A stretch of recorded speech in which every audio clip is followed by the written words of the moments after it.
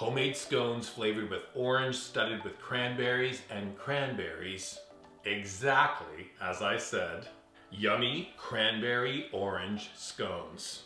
Returning guests to Weekend at the Cottage will remember these famous pumpkin scones with their pumpkin drizzle.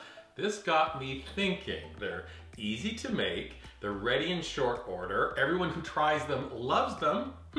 What can you do with cranberries, Nick? You're about to see the results. Let's start by preheating the oven to 400 degrees, racks in the middle position. We're using 2 types of cranberries for the recipe. You're gonna need half a cup of dried cranberries plus half a cup of fresh cranberries. The one finicky moment in this recipe is where you've got to slice each cranberry. Okay, it's a little bit of work, but it's so worth it. Let's continue. Next, the dry ingredients: a small bowl, 2 cups of unbleached all-purpose flour, half a cup of granulated sugar, a tablespoon of baking powder combined with a teaspoon of baking soda, half a teaspoon kosher salt. Stir them together, then pour them into a food processor fitted with a blade attachment. Same as the pumpkin scones, using a food processor makes this recipe extra easy. Next, we drop in 8 tablespoons of butter. You want to pulse to chop the butter and mix it in with the dry mix, but don't over process. Next, I have half a cup of 35% cream in a liquid measure. I'm adding 1 egg, taking a fork to bring them together. I then pour that into the food processor running at low speed. Next, we're adding the zest from 1 orange, dried and sliced fresh cranberries. We're gonna run on low just until the dough comes together.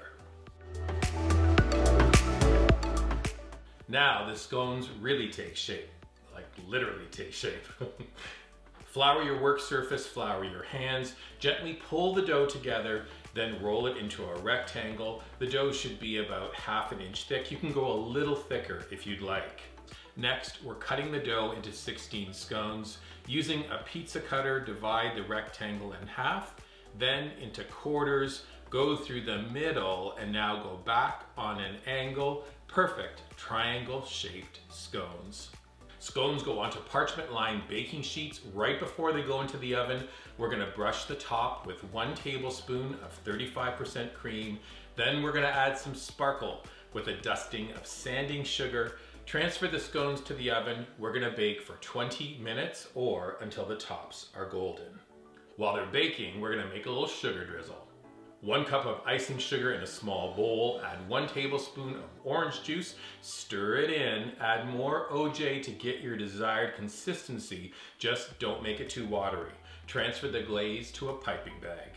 When they come out of the oven, we're gonna let them cool completely. I know it's difficult, but leave them alone until they get cool. Then snip off the very end of that piping bag because it's time to zigzag your glaze across the top of each scone.